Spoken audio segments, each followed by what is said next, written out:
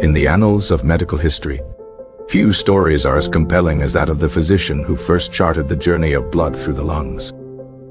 This is the story of Ibn al Nafis, a 13th century Arab polymath of extraordinary intellect.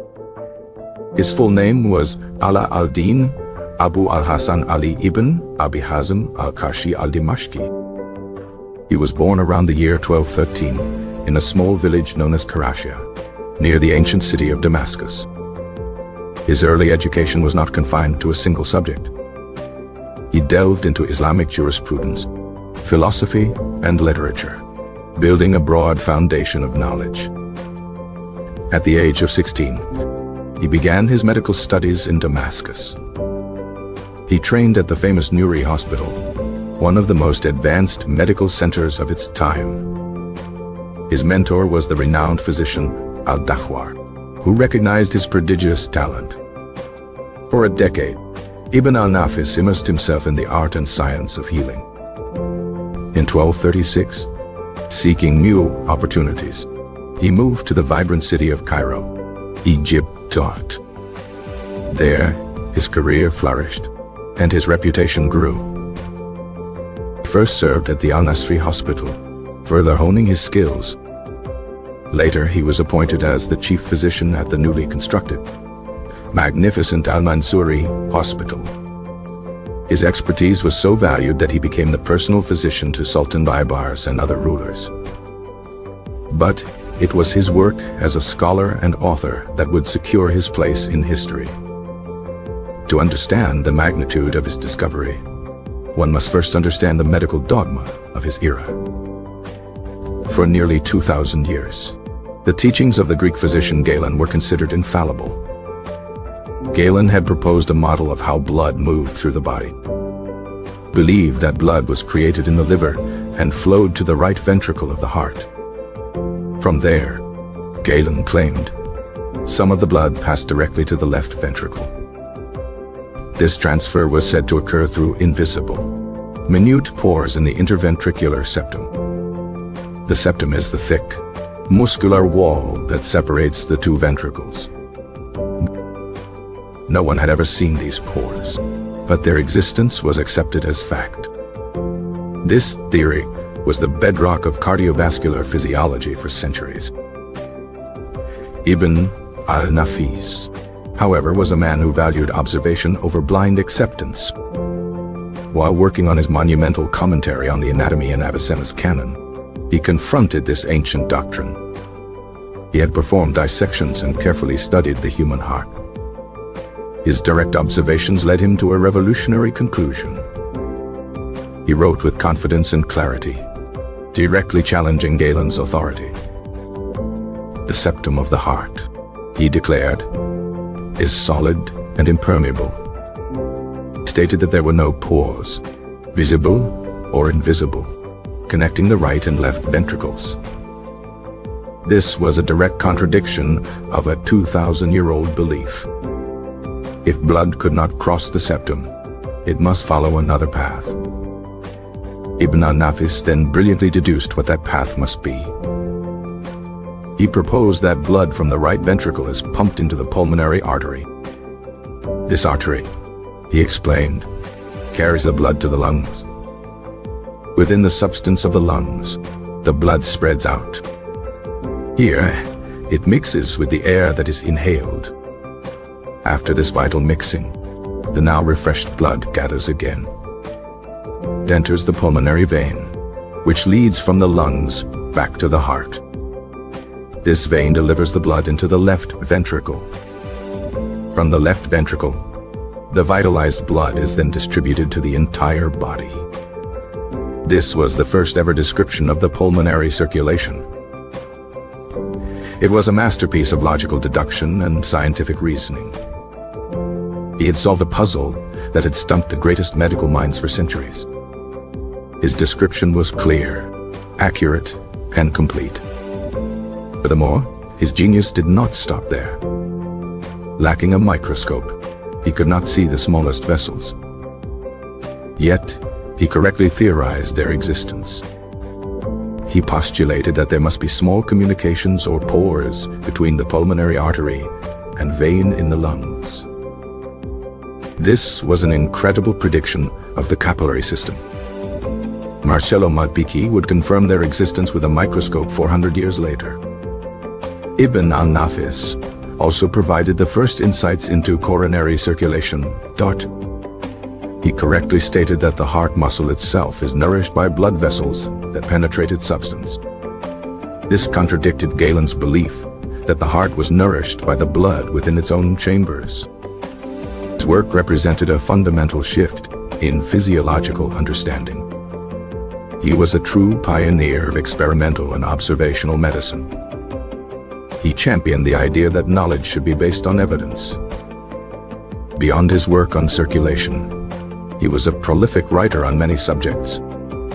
He authored the comprehensive book on medicine, or Al-Shamil fi Atib. This was planned to be a massive encyclopedia of 300 volumes. Though he only completed 80 volumes before his death, it was a monumental undertaking. He also wrote books on law, theology, and philosophy. He even wrote a philosophical novel, Theologus Autodidactus. This work is considered one of the earliest examples of a science fiction novel. Ibn al Nafis lived a long and productive life in Cairo. He never married and had no children, dedicating his life to his work. He passed away in Cairo in the year 1288. He generously bequeathed his house, his vast library, and all his wealth to the Mansouri Hospital. Tragically, his most important discovery was lost to the Western world for centuries. His manuscripts lay dormant in libraries, their revolutionary contents unread.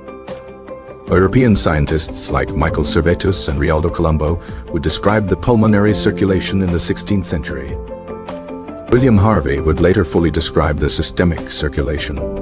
Building upon this work, it is unknown if these later scientists had any access to Ibn al Nafis's work. However, the similarity in their descriptions is striking. For a long time, they were credited as the original discoverers. The story of Ibn al Nafis remained hidden in the pages of history. Then, in the 20th century, a remarkable rediscovery was made. In 1924, an Egyptian physician named Dr.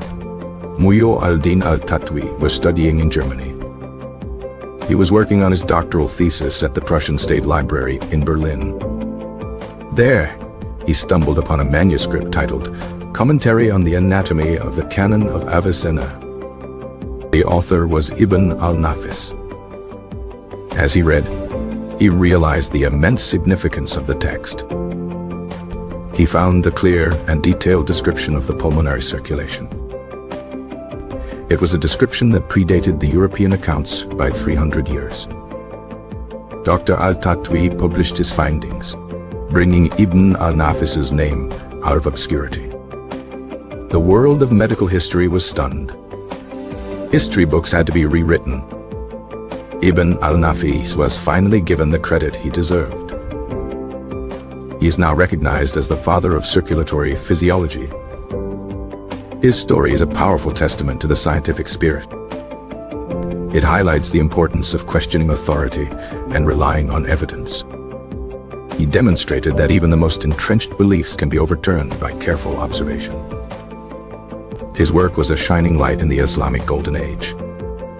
It reminds us that scientific progress is a global human endeavor. Knowledge can be lost and found again. The legacy of Ibn al Nafis is not just a historical footnote. It is an inspiration for all who seek truth. His intellectual courage echoes through the centuries.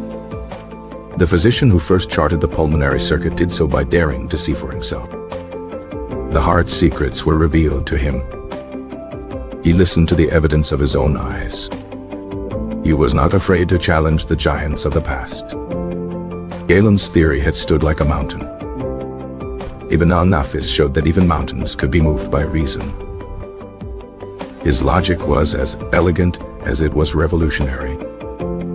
Step by step, He dismantled the old theory, and in its place, he built a new one.